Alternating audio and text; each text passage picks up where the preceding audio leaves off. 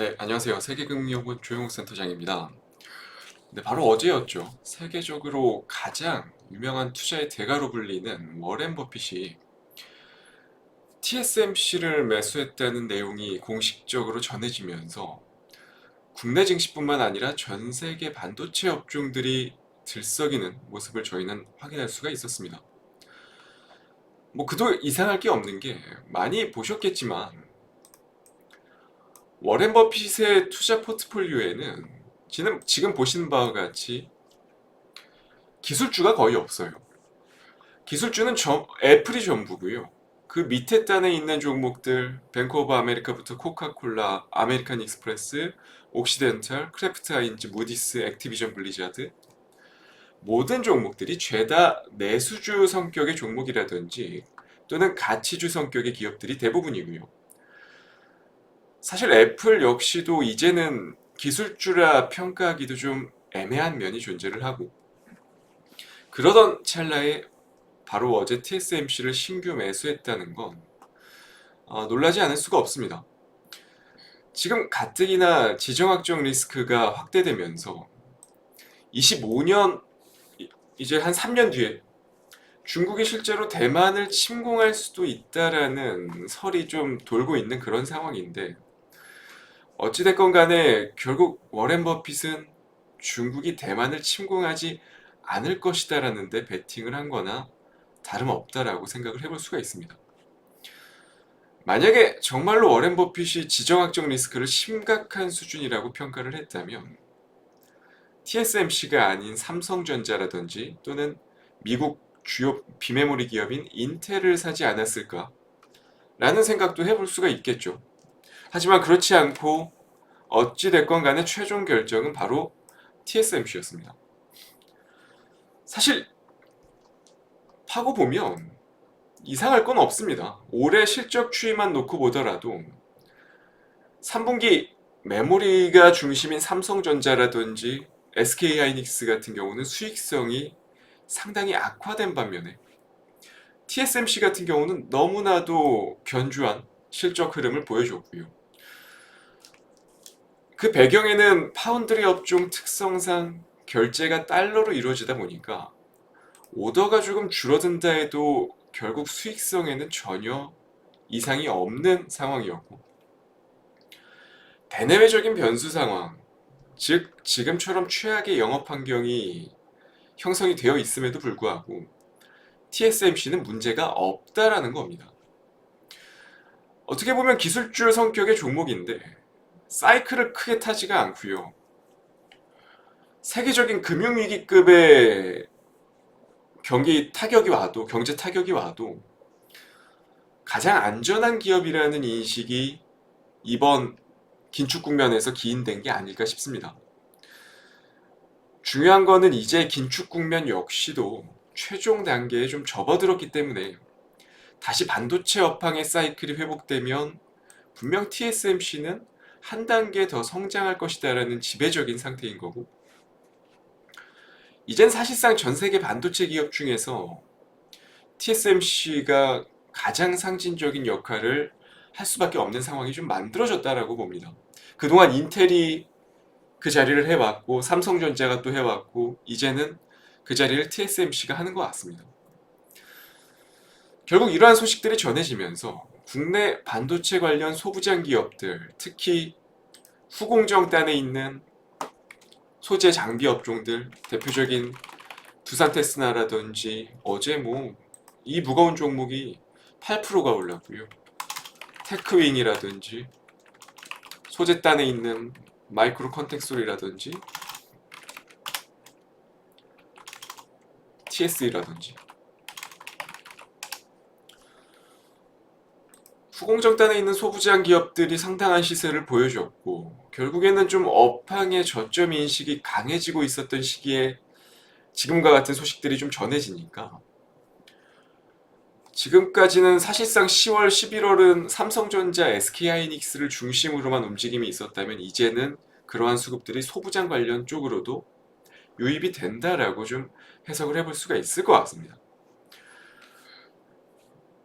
개인적으로는 반도체 소부장뿐만 아니라 이제는 업종 전반에 속해 있는 종목이라면 다시 한번 좀 살펴보셔야 하는 시기가 아닐까 싶고요. 그래서 오늘 5% 공략주 역시 이에 관련된 종목을 가지고 왔습니다. 바로 첫 번째 종목, 메커스입니다. 미국의 비메모리 관련 주요 기업들과 가장 유사한 시세 흐름을 보여주는 종목이고요.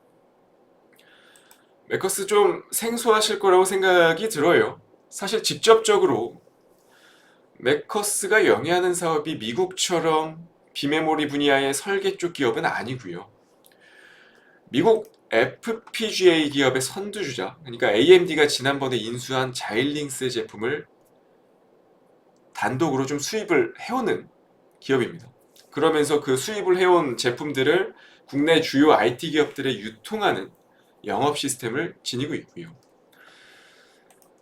사실상 FPGA 시장의 글로벌 시장 점유율 50% 이상을 기록 중인 자일링스, 그러니까 메커스의 협력 업체가 국내 유통을 담당하고 있는 쪽에 있어서 계속해서 이쪽 시장은 확대가 이루어질 수밖에 없는 상황이거든요. 아무래도 비메모리 반도체의 연산 과정이 계속해서 좀 고도화되고 업그레이드 니즈가 계속 증가할 수밖에 없는 그런 시대적인 환경이 만들어져 있죠. 예를 들어서 FPGA 수요를 이끄는 대표적인 전방 산업들, 항공이라든지 자동차, 통신 이런 쪽의 시장 확대는 계속해서 이어지고 있는 상태고, 그에 수반되는 AI라든지 자율주행, IDC, 딥러닝, IoT 디바이스라든지 여러 다양한 미래 혁신적인 제품군들이 많아지고 있는 추세다 보니까 메커스 같은 경우는 자연스럽게 실적이 지금 현재 보신 바와 같이 매해 최대 실적이 나올 수밖에 없는 그런 환경이 만들어지고 있다는 겁니다. 올해 반도체 관련 업종들 대부분 3분기 실적 보시면 아시겠지만 엄청나게 많이 망가졌거든요. 그럼에도 불구하고 메커스 기업의 실적은 전혀 문제가 없다라는 거죠. 결국에는 뭐 기술적으로도 마찬가지고요. 기술적 흐름도 상당히 우수해지고 있는 상황에서 비메모리 쪽에 대한 호재성 이슈들이 하나둘 올라오고 있는 상태고,